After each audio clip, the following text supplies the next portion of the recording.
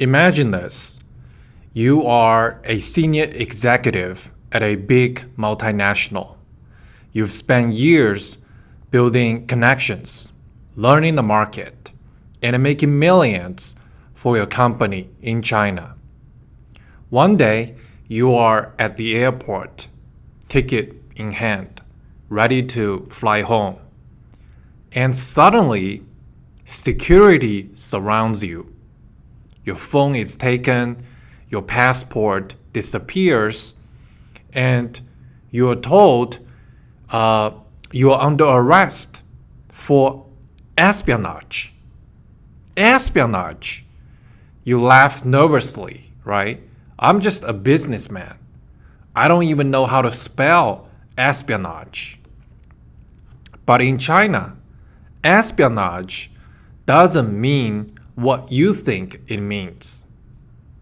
It means you did something the party didn't like. Or worse, you are now a bargaining chip in Beijing's geopolitical poker game. And by the time you figure it out, you are already in a cold, dark detention cell.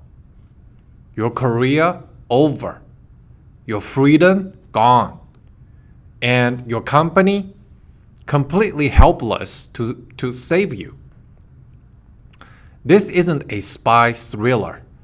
This actually happened, all right, just a few weeks ago. A Japanese executive from Astellas Pharma, one of the biggest drug companies in the world, was sentenced to 3 years and 6 months in prison in Beijing. His crime? Doing his job. He was accused of giving state secrets to Japanese intelligence. But here's the catch. China never clearly explained what those secrets were because they don't have to. You see, in a normal country, espionage has a clear legal definition. There's due process, evidence, a fair public trial, and you get to defend yourself. In China, espionage is whatever the CCP says it is. They don't need proof. They don't need a case. They just need you to serve as an example or a hostage. And since 2014, at least 17 Japanese nationals have been detained for spying. Right now, I think at least 5 are still sitting in Chinese jails. And that is just the Japanese, right? Americans, Canadians, Australians, you name it. This is a global pattern. Now, let's be clear. The CCP knows what it is doing. On one hand, they beg foreign companies to invest, right? Please build factories, set up your R&D, and create jobs in China. They say it with a smile. But behind that smile is a knife. Because once you are inside China, you are trapped. No legal protection for your intellectual property. Your tech can be stolen overnight. And there's nothing you can do. Nothing. And forced technology transfer. You either hand over your trade secrets or you don't get to play in China. And there's no exit strategy. Supply chains, contracts, and the licenses, they're all tightly controlled by the state. And now, your personal life and freedom are on the line. Here's what most foreign executives don't understand. Even routine business activities like market research or collecting supply chain data can suddenly be labeled espionage. That survey you did of local factories, spying. Asking about raw material prices, spying. Running a competitive analysis, definitely spying. And the rules can change overnight because there are no rules. The referee, the prosecutor, the judge, and the jailer are all the same person, the Chinese Communist Party. And here's the dark truth. When you are accused of espionage in China, it's not about proving guilt. It's about leverage. These foreign nationals, they're not just prisoners, they're hostages. The CCP holds them as bargaining chips in negotiations with your government. Your detention becomes their tool. A trade dispute heats up, you stay in jail. A political deal is reached, maybe you get released. This isn't justice. It's extortion, wrapped in a language of national security. And this is not hypothetical. Look at Chen Lei, a Chinese-born Australian TV anchor who was detained in Beijing in August 2020 and later charged with illegally supplying state secrets and held for years before being deported, I think, in late 2023 after a secret trial. And her case sparked international alarm, and it was widely viewed as an example of Beijing's hostage diplomacy because she was detained in China right after the Australian government started a campaign to crack down Chinese spies in Australia. So, even if you are completely innocent, you're powerless. Your embassy can protest. Your company can help you hire lawyers, but in the end, the CCP decides your fate. And trust me, they don't care about your innocence, your tears, your family, or your reputation. So, the CCP just sent a chilling message to Japanese business leaders, right? They basically say, we want to deepen economic ties with Japan. Oh, and by the way, we can arrest your executives whenever we feel like it and subject them to Chinese law. Read between the lines. That is not a partnership. That is blackmail. So, if you are thinking about doing business in China, remember this.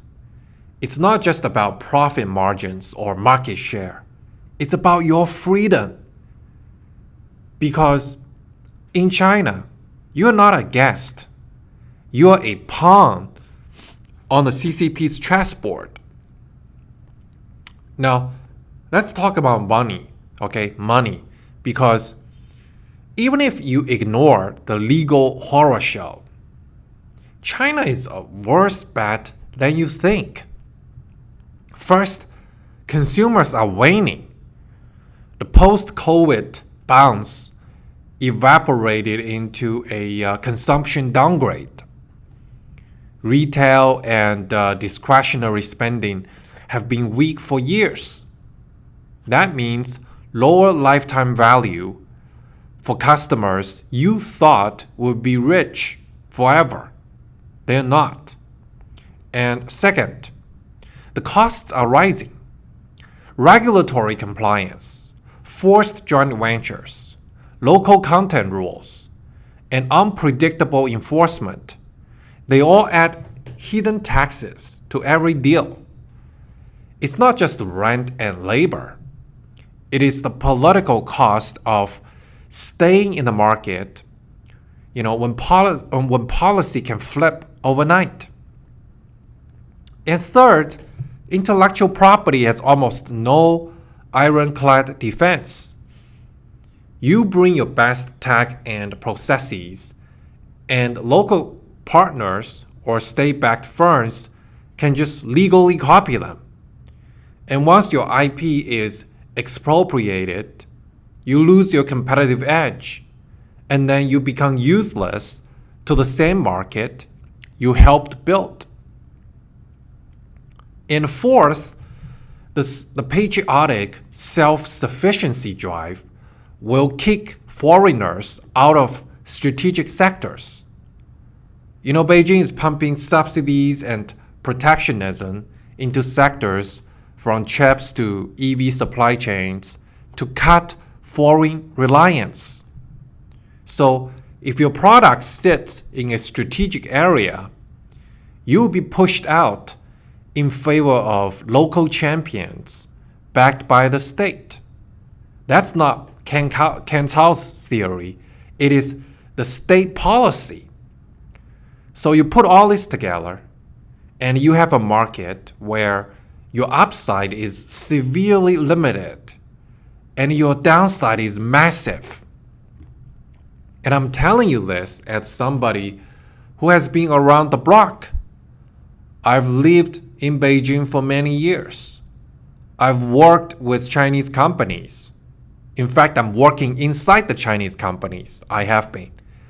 And I've seen the game up close. And I'll say it bluntly. No deal is worth risking your life for. China's economy is collapsing. Its politics are turning inward. And now even routine business can land you in a prison cell. China today is not merely a risky market, my friend. It is a hostile environment for ordinary business people, foreign or Chinese. And the playbook that worked, say, 5 to 10 years ago, no longer applies.